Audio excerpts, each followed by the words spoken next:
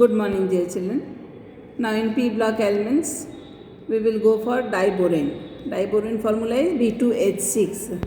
Diborane is actually simplest boron hydride. If you see, BH3 and BH3 both are joined together and B2H6 is formed. This is known as diborane. When boron trifluoride, that is BF3, is reacted with LiAlH4, that is lithium aluminum hydride, in diethyl ether, then B2H6 is formed. We can see the reaction. BF3, that is boron trifluoride, lithium aluminum hydride, will give us boron, this diborane, and lithium fluoride and aluminum fluoride are obtained. So this is the way to write the reaction of production of diborane. Got? Then next is lab method. How it is prepared in lab beta? 2NaBH4, that is sodium borohydride. Should I write here? Sodium borohydride plus iodine will give us diborane plus sodium iodide plus H2. So this is the preparation of production of diborane in lab. Correct? Oxidation, this is actually the oxidation reaction of sodium borohydride with iodine. Oxidation of sodium borohydride with iodine. Industrial method. How it is prepared for industrial purpose? Yeah, large scale. BF3, that is boron trifluoride plus sodium hydride, will give us diborane plus sodium fluoride. So diborane actually is a colorless and highly toxic gas. Its boiling point is 180 Kelvin. When exposed to air, it catches fire. Okay, these are the physical properties. Diborane catches fire immediately. When it reacts with oxygen, it forms oxide of boron. Correct? So it burns in oxygen, releasing enormous amount of energy. That is, minus sign means with a exothermic reaction. So 1976 kilojoule per mole energy is released. So diborane, when exposed to air, that is burnt in air, it will give us B2O3 and H2O. And heat of enthalpy of combustion is minus 1976 kilojoule per mole. Boranes are easily hydrolyzed by water to give the boric acid. Let me write the reaction here. This is diborane, B2H6. Okay, this is gaseous form. Plus it is hydrolyzed in H2O liquid. It will give us boric acid. What is boric acid beta? H3BO3 is boric acid and 6H2O. Okay, so from O is removed, O is attached here. So H3BO3, if you see in your book, it is written like 2BOH whole 3 aqueous, and H2 is the gas. So H3BO3, this is the formula of boric acid. Diborane undergoes cleavage reactions with Lewis bases. So what are Lewis bases? Diborane with Lewis base. Diborane with Lewis base.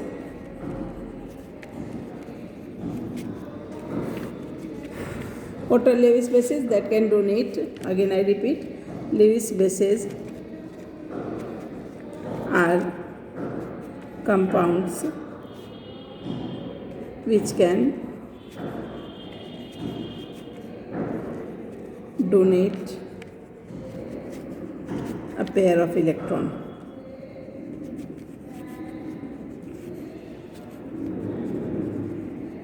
Okay, so these are the Lewis bases, and when this diborane reacts with Lewis bases, it gave boron adducts. So you can see the example: B2H6 diborane plus 2NMe3 will give us 2BH3 dot NMe3, where you will write here where this NMe3 is trimethylamine. Trimethylamine. This is the Lewis base. If you see the structure, though it is not needed in our class, then also I will show you CS3, CS3, CS3, and one lone pair of electron is still left. So this is the structure of trimethylamine. Okay. So this diborane, when reacts with the NMe3, it gives BH3 NMe3. Okay. Then so it is known as borane adduct. This compound is known as borane adduct. Me3 इसमें join हो गया, that is borane adduct. Next reaction, if I show you, B2H6 diborane plus 2CO will give us 2BH3CO. This is again an adduct. Then reaction of ammonia with diborane. Next is reaction of ammonia with diborane. So how we will write the reaction beta? B2H6 plus ammonia NH3 will give us a compound which is known as BH3 NH3 twice, and then BH4 ion will be separated like this. BH4 ion will be separated like this. So BH2 NH3 twice, this is positive ion, and the BH4 minus is negative ion, and then again after heating it will give 2B3N3H6 plus 12H2. Let us balance the reaction. So it is 3 and here it is 6 and 2 and 3. 3 to just 6. So here we will write 3 to just 6, 6 nitrogen, so 6 ammonia. So this is the reaction of production of inorganic benzene, that is borazine. Okay, this is inorganic benzene and it is also known as borazine. So this is the reaction of ammonia with diborane. It will give two ions are together, that is positive ion and negative ion, and then after heating it will form the compound, that is borazine, and it is also known as B3N3H6, that is inorganic benzene. This is important for MCQ. Okay, and if reaction will be asked, then it is 2 mark question. 2 marks question. Right? Then comes the structure of diborane. So let me show you the structure of diborane. If I write here, structure so I have drawn here, you see BH3, BH3. So both of them are together B2 and 1, 2, 3, 4, 5, 6, B2H6. This is the structure of B2H6. So if you notice, children, 2 hydrogen atoms are, these 2 are in one plane, these 2 are in one plane, but 2 are above the plane. Can you notice? 2 are above the plane. If big dotted line show you, this angle is 97 degree, this bond length is 134 picometer, and this bond length is 119 picometer. Okay. So if I explain you the hybridization of boron, so boron atomic number is 5, so it is 1s2, 2s2, 2p1. So 2s2, this is 2s2 and this is 2p1. Only one electron is there, and in 2s2. So in excited state,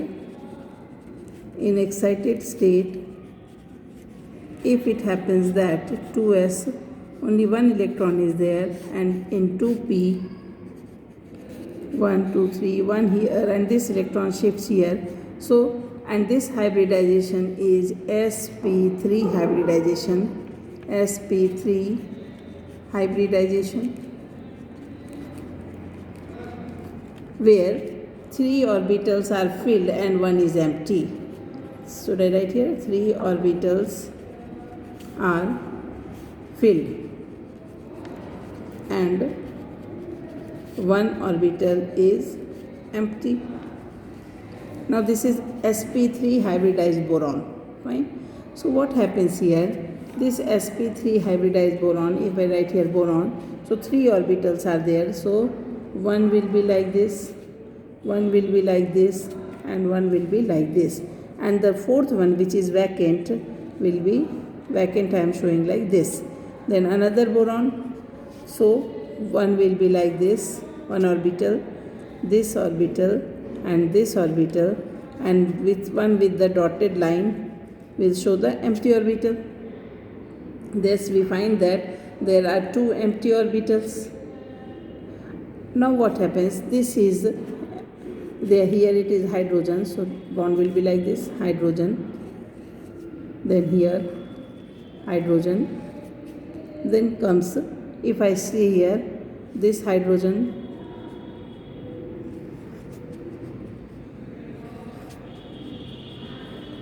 so BH3 are completed, and this hydrogen has to share with this also. So this will be overlapping like this.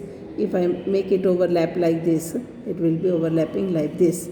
And this also, this hydrogen will be overlapping like this.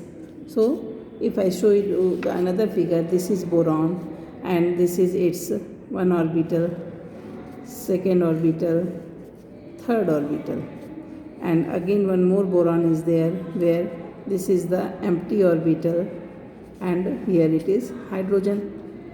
Okay, this is filled sp3 orbital H, then this is also H, correct? But what about this? If you see here, this is the empty orbital, and this, here it is hydrogen. So this hydrogen, and this is the, so this hydrogen will be joined with this also. So these 2 hydrogen are bridging. The dotted line जो show कर रहा है, that is bridging. Okay, hydrogen, it will be hydrogen. So you see here, if you try to understand, sp3 hybridized boron is there, and this boron is now forming in excited state. It has formed the sp3 orbitals where one is empty. So one empty, this hydrogen is also making bond with this empty. So if I write here, this hydrogen overlaps with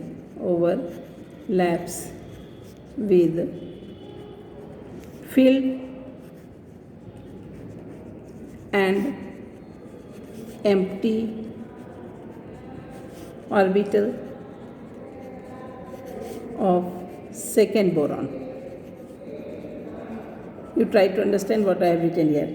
This hydrogen is overlapping with this filled, okay, orbital, and empty orbital of second boron. Similarly, this hydrogen is now 1, 2, and this is 3.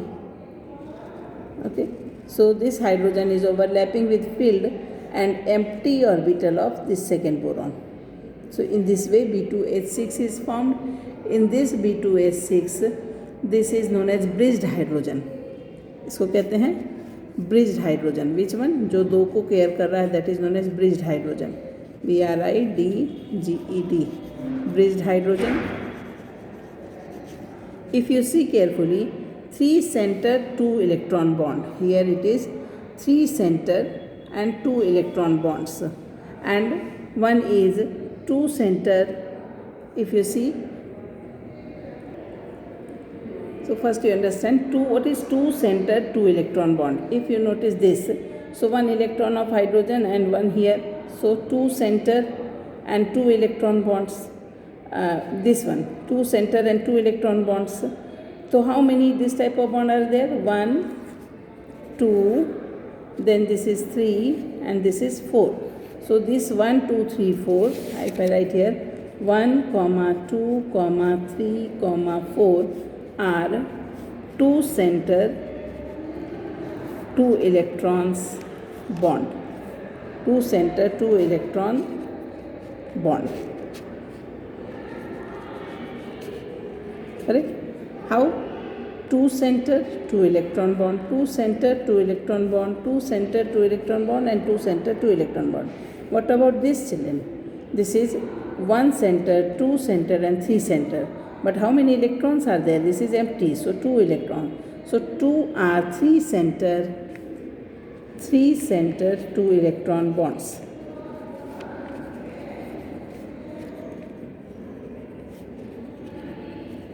And this is above the plane, okay? This is outside the plane, this is also outside the plane. Now you can understand this structure carefully. So it is, you see, it is shown with the dotted. This is the bridged hydrogen, bridged hydrogen. This bridged hydrogen overlaps with this boron, ka filled orbital, and empty orbital of this boron. Similarly, this hydrogen, empty orbital of this boron, and filled orbital of this boron. Okay, so these two are known as bridged hydrogen, and here it is 3 center, 1, 2, and 3. 3 center, 2 electron bond. Here also 3 center, 2 electron bonds. And this is 2 center, 2 electron bond, 2 center, 2 electron bond, 2 center, 2 electron bond, and this is also 2 center, 2 electron bonds. In this way, we can understand this is also known as banana bond, right? Then comes group 14 elements. Other portions are cut. So in group 14 elements, the elements are carbon, silicon, germanium, tin and lead.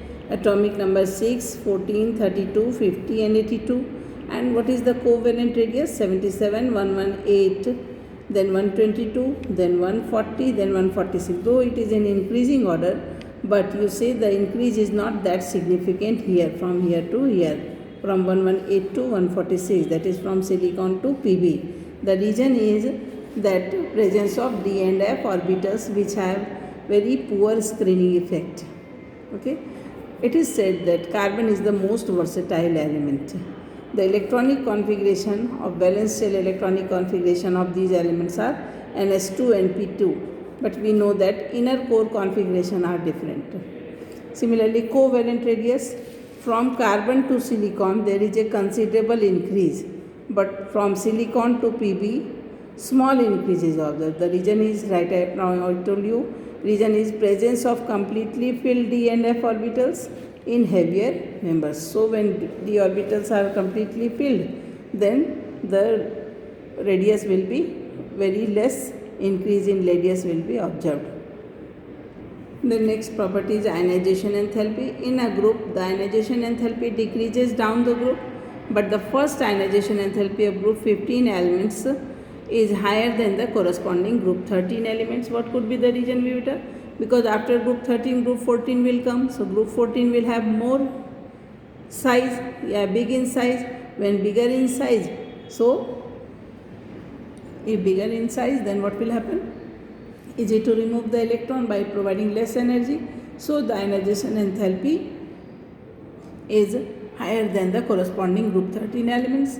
There is a small decrease in delta IH from silicon to germanium and tin, but slight increase is there from tin to Pb. Same reason again, the reason is poor shielding effect of intervening D and F orbitals and increase in the size of atoms.